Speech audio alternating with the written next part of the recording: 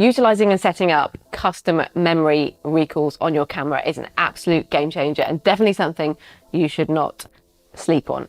If you're anything like me and you like to shoot a bit of photo, a bit of video on the go, you're flipping and flopping between the two and you want to create different kinds of shots for different kinds of things, YouTube, Instagram, whatever it happens to be, this is so helpful to make sure that you get the right settings, you don't mess up your shot, and you come out with a really good outcome. So stick with me. I'm going to share with you how I set my camera up, and indeed for a Sony camera how you can easily set these presets. Although this is not exclusive to Sony's, this will be replicable on any kind of camera system where you have custom preset buttons. Now, if you look on the top of my camera here, there's a dial with lots of letters and numbers. The 1, 2, and 3 are all available to set your own custom presets in.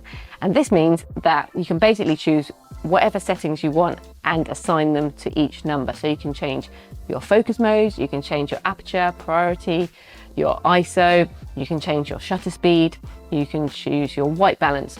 Literally anything you can think of, you can choose, set it all up, and then save it to that number. So let me get into how I set mine up.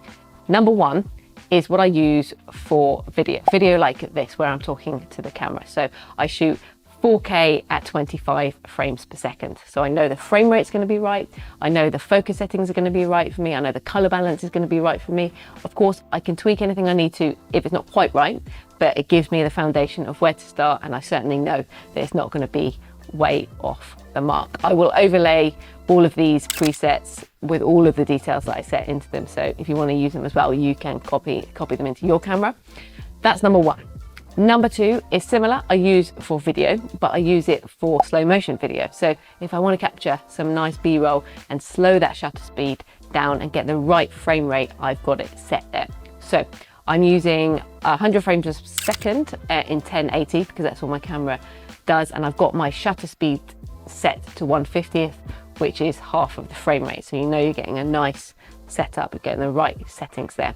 And then I have, autofocus, which obviously can be changed to manual focus if I need to, and I can play around with the aperture if I want to have a little creative freedom, decide whether I want things in focus or not.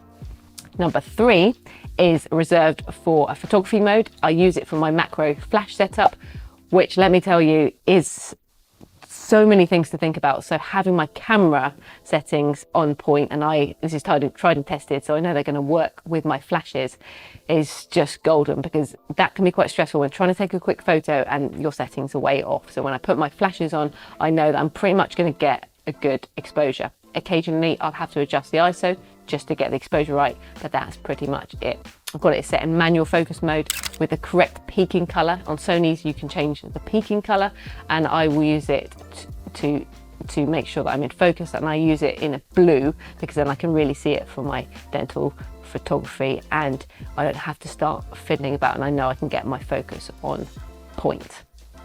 The bonus 2 that I use are not the numbered presets, but I use the S&Q mode, which is quick and slow, and I have this set to shoot time lapse. So if I want to shoot a little video for YouTube and I want to get a bit of a scene with some time lapse, pop it into that, set it down, hey presto, all I got to do is frame it and we've got a nice little time lapse. And the very last one, don't shoot me if you're a purist, but I shoot probably 90% of my photography in aperture priority mode. I know it's a little bit lazy, but I find that it works really well for me. And from a creative point of view, I mostly like to fiddle about with aperture in terms of getting either a shallow depth of field or everything in focus. So I pop it into aperture priority mode. Usually my ISO is set to auto, and then I can just fiddle with the f-stop up and down. Of course, I can change the ISO if I need to and various other settings, but this works really well for me. It's in autofocus by default, so I can quickly grab a shot that I want, and it really helps me just to get things quickly on the go.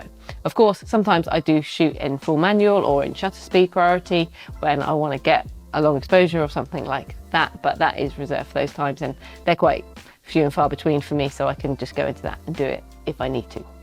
So I hope that gives you a bit of an idea on kind of how you can set your camera up, but literally just switching between the dial is just so easy. And talking of easy, it's very easy to set up as well. So I would go into manual mode and start fiddling about with all the settings that you want to set. So for example, if you want to make a preset for 4K video, you can fiddle about, you can choose your shutter speed, you can choose whether you want to shoot ISO auto, all of these settings, get them ready, get them set up. You then hit the menu button and you can scroll down to memory recalls and you can just click into that and you can choose which number, 1, 2 or 3 that you want, and you hit OK and it will say that it's saved to that number.